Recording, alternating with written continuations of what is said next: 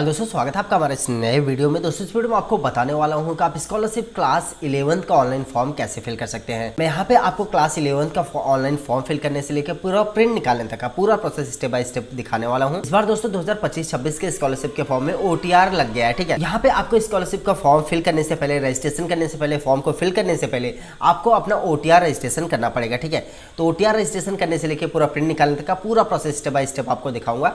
तो चलिए बिना किसी देरी के हम यहाँ पे फॉर्म को फिल करना शुरू करते हैं। दोस्तों फॉर्म को फिल करने के लिए सबसे पहले आपको scholarship.up.gov.in इस वेबसाइट पे आ जाना है। इस वेबसाइट पे आने के बाद सबसे पहले क्लास 11 का फॉर्म फिल करने के लिए हमें क्या करना है, OTR रजिस्ट्रेशन करना पड़ेगा। ठीक है, आपको थोड़ा सा नीचे आना है तो यहाँ पे आप देखेंगे OTR वन टाइम रजिस्ट्रेशन करके एक ऑप्शन बना है। ठीक है, जस्ट आपको यहाँ पे OTR पंजीकरण करें, इस पे क्लिक करना है। इसके बाद यहाँ पे OTR का पॉपअप आ जाता है, इसको आपको आई एग्री पे, आई रीड पे चेक मार्क करना है। इसके बाद प्रोसीड पे क्लिक कर देना है। प्रोसीड पे क्लिक करते ही दोस्तों यहाँ पे सबसे पहले आपको अपना जाति वर्ग समूह यहाँ पे चूज करना है। ठीक है, आप कौन सी कैटेगरी से आते हैं, OBC से आते हैं तो अन्य पिछड़ा वर्ग, SC से आते हैं तो अनुसूचित जात, ST से आते हैं अनुसूचित जनजात, अगर आप जनरल कैटेगरी से आते हैं तो सामान्य चूज करेंगे। ठीक है, अगर आप माइनॉरिटी से आते हैं तो अल्पसंख्यक। ठीक है, तो आप जिस भी कैटेगरी से आते हैं आपको अपनी कैटेगरी चूज करनी है। इसके बाद यहाँ पे आपको अपना मोबाइल नंबर डालना है। ठीक है, आधार नंबर से लिंक आपका मोबाइल नंबर जो रहेगा वही डालना है। इसके बाद ये कैप्चा डाल के जनरेट OTP पे क्लिक करना है। जैसे आप जनरेट OTP पे क्लिक करेंगे तो OTP आपके मोबाइल नंबर पे चली जाएगी। OTP आपको यहाँ पे डालना है। इसके बाद ये जो कैप्चा दिख रहा है, कैप्चा डाल के वेरीफाई OTP पे क्लिक करना है। जैसे आप अपना OTP वेरीफाई करेंगे यहाँ पे आधार नंबर का ऑप्शन आ जाता है, आपको अपना आधार नंबर डालना है।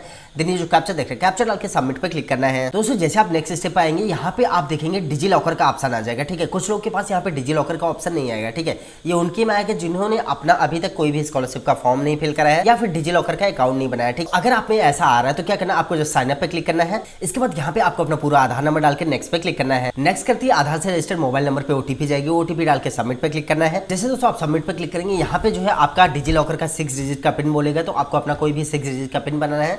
इसके बाद जैसे आप नेक्स्ट पे क्लिक करेंगे यहाँ पे आपका कंसेंट पूछता है। ठीक है, तो इसको आपको जस्ट यहाँ पे अलाउ कर देना है। तो ये हो गया डिजी लॉकर वालों। जैसे आपने पहले फॉर्म फिल करा है तो आपका क्या है, तो आपके केस में क्या होगा, आधार नंबर डालने के बाद कैप्चा डालने के बाद जैसे आप सबमिट करेंगे यहाँ पे सीधे आपका डिजी लॉकर से जो भी डिटेल रहेगी वो डिटेल यहाँ पे आ जाएगी, आपका नाम, डेट ऑफ बर्थ, फोटो वगैरह। ठीक है, तो यहाँ पे क्या करना है, जस्ट आपको वेरीफाई eKYC डिटेल पे क्लिक करना है। इसके बाद यहाँ पे आपके आधार से रजिस्टर्ड मोबाइल नंबर पे एक बार OTP जाती है। ठीक है, वो OTP आपको यहाँ पे डाल के वेरीफाई OTP पे क्लिक करना है। जैसे आप वेरीफाई OTP पे क्लिक करेंगे यहाँ पे OTR का फाइनल स्टेप आ जाएगा। यहाँ पे आपको अपने पिताजी का नाम डालना है, देन यहाँ पे मदर नेम, देन आपको अपनी ईमेल आईडी डालनी पड़ेगी। ईमेल आईडी डालने के बाद ये जो कैप्चा दिख रहा है, कैप्चा डाल के सबमिट पे क्लिक करना है। जैसे दोस्तों आप सबमिट करेंगे आपका OTR जनरेट यहाँ पे सक्सेसफुली हो जाएगा। ठीक है, आपका OTR जनरेट हो जाएगा। तो ये हमारा जो है फर्स्ट स्टेप हो गया। अब इसके बाद यहाँ पे हमें क्या करना है, अब इसके बाद यहाँ पे हमें रजिस्ट्रेशन करना पड़ेगा। तो रजिस्ट्रेशन करने के लिए दोस्तों सबसे पहले यहाँ पे OTR बनाने के बाद होम पे क्लिक करना है। होम पे क्लिक करने के बाद यहाँ पे आपको आ जाना है स्टूडेंट पे। स्टूडेंट पे आएंगे यहाँ पे न्यू रजिस्ट्रेशन पे आएगा। ठीक है, न्यू रजिस्ट्रेशन पे क्लिक करना है। न्यू रजिस्ट्रेशन पे क्लिक करने के बाद दोस्तों यहाँ पे आप देखेंगे कैटेगरी वाइज यहाँ पे आ जाता है। SC ST वालों के लिए यहाँ पे है,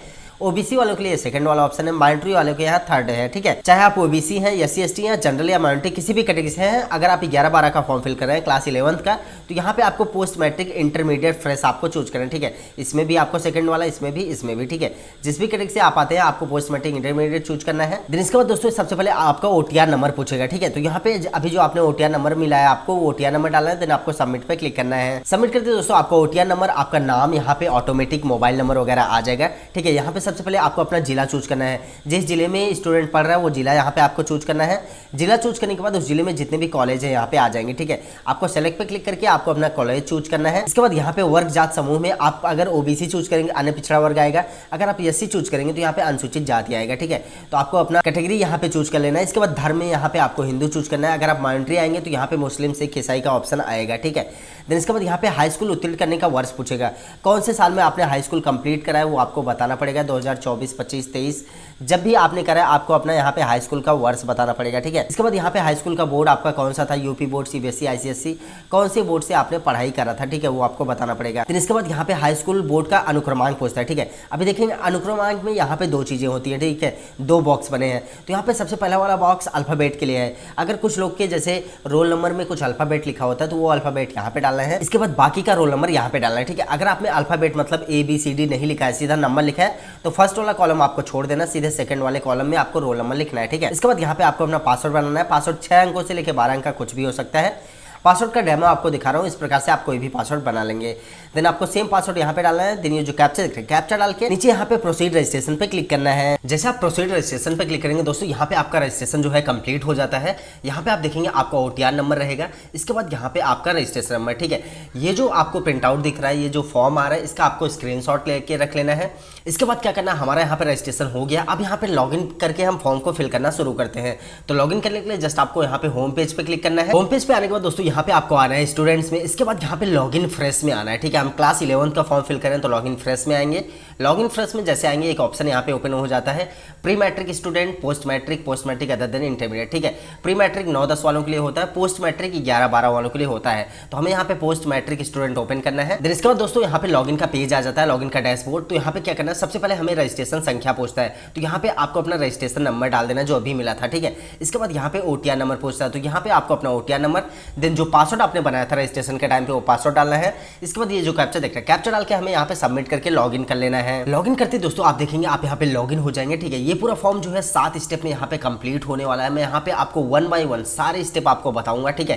कहीं पे भी कोई भी कंफ्यूजन होती है तो आप मुझे कमेंट के जरिए या फिर इंस्टाग्राम पे मैसेज करके बेझिझक पूछ सकते हैं, ठीक है। तो चलिए यहाँ पे फॉर्म को फिल करने के लिए सबसे पहले यहाँ पे छात्रवृत्ति है तो आवेदन पत्र भरे, इस पे आपको क्लिक करना है। तो यहाँ पे आप देखेंगे छात्रवृत्ति तो आवेदन पत्र भरे यहाँ पे हमारे सामने ओपन हो गया, ठीक है। तो सबसे पहले यहाँ पे क्या पूछता है, हाई स्कूल का प्राप्तांक, हाई स्कूल में आपको कितना नंबर मिला था वो नंबर यहाँ पे डालना है। इसके बाद यहाँ पे पूर्णांक कितना था, ठीक है। अगर आप यूपी बोर्ड से पढ़ रहे हैं तो 600 होगा, अगर आप अलग से बोर्ड से हैं तो यहाँ पे आपको देख लेना है आपका टोटल कितना पूर्णांक था, ठीक है, वो डालना है। इसके बाद पाठ्यक्रम का नाम यहाँ पे हमें क्लास 11 चूज करना है, ठीक है। अगर कक्षा 11 का फिल करें, अगर आप कक्षा 12 का फ्रेश फॉर्म फिल करें, फ्रेश मतलब आपने कक्षा 11 में फॉर्म नहीं फिल करा था स्कॉलरशिप का, तो यहाँ पे क्लास 12 आपको चूज करना है, ठीक है। हम यहाँ पे कक्षा 11 चूज करेंगे, क्लास 11। इसके बाद पाठ्यक्रम के वर्तमान सत्र में प्रवेश तिथि, तो ये देखिए ये जो डेट होती है ये आपको अपने कॉलेज में एक बार कंफर्म करना है, ठीक है। मैं आपको यहाँ पे एक बता देता हूँ डेट जो है, वर्तमान सत्र जो है दोस्तों यहाँ पे अप्रैल से शुरू हो जाता है, ठीक है। 1 अप्रैल 2025 के बाद की कोई भी डेट आप डाल सकते हैं, ठीक है। तो आप अपने एक बार कॉलेज में कंफर्म कर लेंगे या फिर जब भी आपका एडमिशन हुआ है वो डेट आपको यहाँ पे डाल देना है, ठीक है। इसके बाद बोर्ड में पंजीयन क्रमांक, ठीक है। तो अगर आपका बोर्ड का रजिस्ट्रेशन नंबर आपको मिल गया है तो आप अपने स्कूल से ले सकते हैं, अगर नहीं मिला है तो यहाँ पे क्या करना है आपको NA लिख देना है, ठीक है, नॉट एप्लीकेबल। इसके बाद यहाँ पे बोर्ड का नाम आपको चूज करना है यूपी बोर्ड। देन इसके बाद यहाँ पे पूछता है आवासीय या दिवा छात्र, तो यहाँ पे आपको क्या करना है दिवा छात्र चूज करना है, मतलब घर से रह के पढ़ाई करें। आवासीय मतलब हॉस्टल वालों के लिए होता है, ठीक है, तो हमें दिवा छात्र चूज करना है। देन इसके बाद यहाँ पे पूछता है अनुमोदित वार्षिक नॉन रिफंडेबल अनिवार्य शुल्क, ठीक है। तो नॉन रिफंडेबल कितनी फीस है आपको यहाँ पे डालनी पड़ेगी। तो मैं जिनका फिल कर रहा हूँ उनका मैंने पता करा है, यहाँ पे 3500 रुपये, ठीक है, पूरे साल की फीस है जो नॉन रिफंडेबल है, तो मैंने यहाँ पे डाल दिया है। हर कॉलेज का अलग अलग होता है, एक बार अपने कॉलेज में आपको इसको कंफर्म करना है, ठीक है। इसके बाद यहाँ पे दिव्यांगता वगैरह आ जाता है, तो अगर आप डिसेबल हैं तो यहाँ पे आपको बताना देना है कौन से प्रकार की आप डिसेबिलिटी है, ठीक है, सारी चीजें यहाँ पे देनी है। इसके बाद यहाँ पे पूछता है गत वर्ष में प्राप्त छात्रवृत्ति की धनराशि एवं अन्य विवरण, ठीक है। क्या आपको पिछले साल जो है छात्रवृत्ति मिली थी, अगर मिली थी तो कितना मिला था, यहाँ पे रुपए आपको बताना है, गत वर्ष की। इसके बाद कक्षा बतानी पड़ेगी कौन सी क्लास थी आपकी, ठीक है। जैसे 11th का फिल कर रहा हूँ तो यहाँ पे 10th लिख दूंगा। इसके बाद क्लास 10th का यहाँ पे शिक्षण संस्थान का नाम पूछेगा, ठीक है। कक्षा 10 आपने कहाँ से पास करा वो उस स्कूल का नाम यहाँ पे लिखना है, ठीक है। इतनी सारी चीजें डालने के बाद दोस्तों ये जो कैप्चा दिख रहा है, कैप्चा यहाँ पे देन मैं प्रमाणित करता हूँ, इस पर क्लिक करना है। इसके बाद सबमिट पे क्लिक कर देना है। सबमिट करते हैं दोस्तों यहाँ पे फर्स्ट स्टेप जो है हमारा यहाँ पे कंप्लीट हो जाता है, ठीक है। अब इसके बाद क्या करना है, हमें होम पेज पे यहाँ पे होम पे क्लिक करना है। देन इसके बाद यहाँ पे आप देखेंगे हमारा छात्रवृत्ति आवेदन पत्र भरे यहाँ पे सही हो गया। इसके बाद फोटो भी हमारी आधार कार्ड वाली यहाँ पे ऑटोमेटिक अपलोड हो गई है। इसके बाद अभी हमें क्या करना है, यहाँ पे आवेदन पत्र को संशोधित करें, इस पर क्लिक नहीं करना है, सीधे यहाँ पे आय एवं जात प्रमाणीकरण हेतु पे आ जाना है, ठीक है, इस पे क्लिक करना है। तो आय एवं जात पे जैसे आप क्लिक करेंगे यहाँ पे सबसे पहले आय प्रमाण पत्र का जो है डिटेल पूछेगा, ठीक है। तो सबसे पहले यहाँ पे पूछता है आय प्रमाण पत्र आवेदन फॉर्म संख्या, तो आप अपने आय प्रमाण पत्र पे देखेंगे आवेदन क्रमांक लिखा होता है लेफ्ट साइड में, ठीक है, वो क्रमांक आपको यहाँ पे डालना है। इसके बाद प्रमाण पत्र क्रमांक पूछता है, तो प्रमाण पत्र क्रमांक भी जस्ट आवेदन क्रमांक के नीचे ही लिखा रहेगा लेफ्ट साइड में, ठीक है। इसके बाद ये जो कैप्चा दिख रहा है, कैप्चा डाल के सबमिट पे क्लिक करना है। सबमिट करते ही दोस्तों आपके आय प्रमाण पत्र में जितनी भी डिटेल रहेंगी यहाँ पे पूरी आ जाएगी, आपको मैच कर लेना है कि सही है कि नहीं। इसके बाद वेरीफाई इनकम डिटेल पे क्लिक करना है। वेरीफाई करते ही दोस्तों ई डिस्ट्रिक्ट डाटा से आय प्रमाण पत्र का मिलान सफल रहा है, ठीक है, यहाँ पे आगे सेम इसी प्रकार से दोस्तों यहाँ पे जात प्रमाण पत्र का आवेदन फॉर्म संख्या डालना है। इसके बाद जात प्रमाण पत्र का क्रमांक डालना है। देन यहाँ पे उपजात आपको चूज करनी पड़ेगी, ठीक है। उपजात में आप कौन सी जात आते हैं, अगर आप यादव हैं, अहिर है या भूज है, जो भी आप जात है यहाँ पे पूरी जात की लिस्ट रहेगी, ठीक है। आपको अपनी जात यहाँ पे चूज कर लेनी है। इसके बाद कैप्चा डाल के सबमिट पे क्लिक करना है। सबमिट करते ही यहाँ पे आपकी जात प्रमाण पत्र की पूरी डिटेल आ जाएगी, ठीक है। इसके बाद यहाँ पे आपको वेरीफाई कास्ट डिटेल पे क्लिक करना है। वेरीफाई कास्ट डिटेल पे क्लिक करते ही दोस्तों आप देखेंगे यहाँ पे हमारा आय एवं जात प्रमाणीकरण है, तो ये भी चेक हो गया। इसके बाद आधार नंबर भी हमारा चेक हो गया है।